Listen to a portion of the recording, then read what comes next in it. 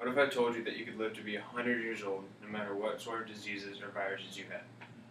According to CBSLocal.com, we have the technologies today and the different scientific research that will allow this to happen.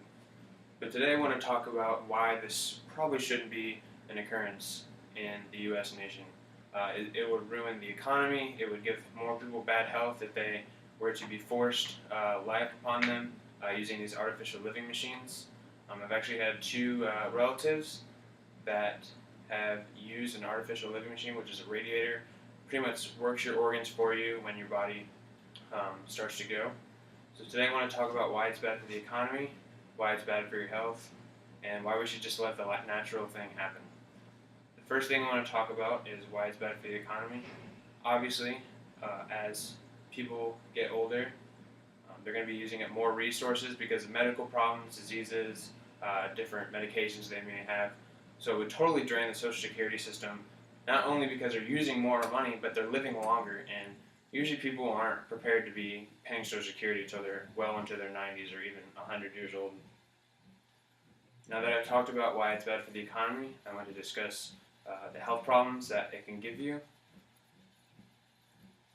the diseases and viruses that you can contract as you get older into your 70s, 80s, and 90s. Your body's less immune to them because your organs are failing. They're just aging and they can't defend off these viruses as well. I've actually had an uncle who was pronounced dead for 20 minutes. They put him on a radiator to bring him back to life so that my aunt could say goodbye, because my aunt was not present when he had passed away in the hospital, which was kind of a weird thing to me when I was only 11 years old. He's actually still alive today, but when I was kind of told that they just brought him back to life, it was kind of a weird thing, but I guess it was the right thing so my aunt could say goodbye to him, and they took him off the radiator, and he actually recovered, and he's still, like I said, he's still alive today, but the amount of health and problems and different diseases he contracted it just doesn't seem like a quality of life. He's living, but then again, in a medical standpoint, he's really not, because he's out of the hospital, in and out of the hospital, every other day, almost every week, and it just doesn't seem like a great quality of life. I've also had a grandpa who wasn't doing very well. He had cancerous in numerous spots, and some of his organs were shutting down, so they put him on the radiator while he was still alive, and he actually recovered from the cancer, but it caused tons of other problems, and he actually passed away last year after being off the radiator for 2 years. But like I said, he was just in and out of the hospital almost every week with different problems, and I was always in pain. It was just a shame to see his last few years of life look that way, which is why I don't agree with scientists trying to extend the average lifespan. We're not meant to live that long. Our organs aren't meant to live past their due date, as we shouldn't be either. Now I want to discuss why we shouldn't let the natural thing happen. Like I was saying earlier, our organs, they shouldn't be pushed past their due date. Once they're shutting down, they shouldn't be revived in order to prolong the body's different resources the body uses that they produce.